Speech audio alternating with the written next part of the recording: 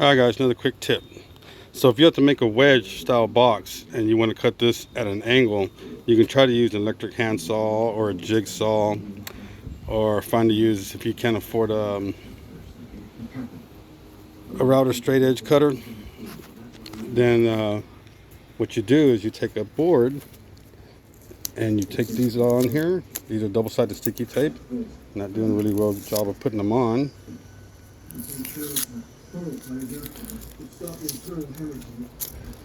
Then use this board. Hold on, Jason. And what you do is you get a pre-existing one. You put this right on the line here. Hold it down really tight. Now, guys, it's going to get loud if I use my table saw.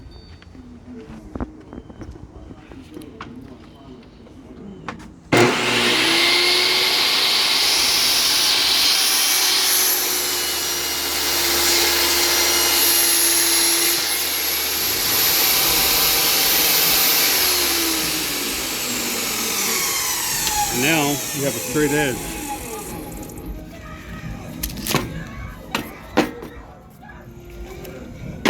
Your pro style wedge.